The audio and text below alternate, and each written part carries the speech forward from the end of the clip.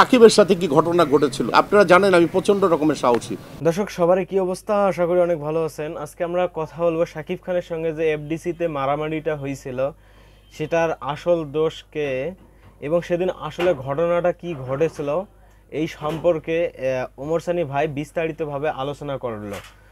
চলেন, আমার কথা বলার আগে ওমর সানি ভাই সেদিন কি ঘটনাটা হয়েছিল সেটা সাংবাদিকদের সামনে খোলাসাভাবে আলোচনা করলেন।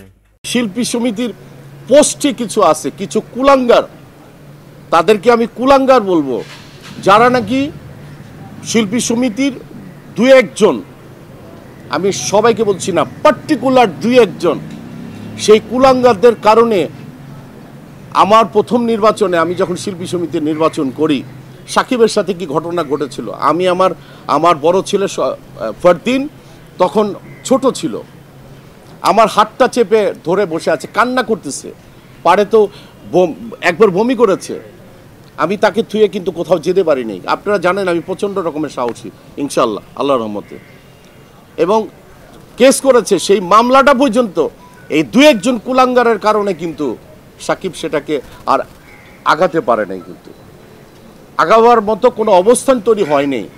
তারা কিন্তু যারা নাকি এই প্রভাবটা খাটিয়েছে অনেকেই কিন্তু এখন কারাবন্দী, আমি নাম বলবো না, কারাবন্দী।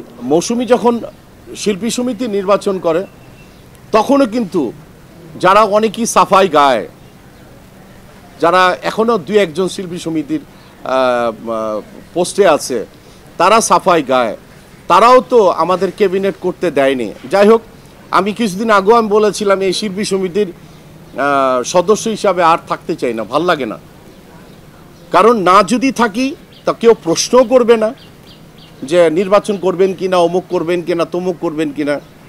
আমি আমার বন্ধু মিশার কাছেও আমি বলেছিলাম, মিশাকে না থাক, কোনো দরকার নেই, তোর রাগটা তোর কাছেই রাখ।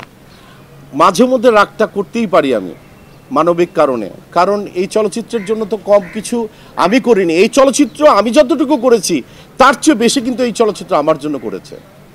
আমি অত্যন্ত মধ্যম পরিবারের ঘরে একটা ছেলে, আমি হয়তো বা এই চলচ্চিত্রে না হলে ছোটোখাটো একটা চাকরি করতাম, কারণ এমন না যে আমি সুপার কোনো গ্র্যাজুয়েশন কমপ্লিট করেছি, আমি অকপটে আমি স্বীকার করি।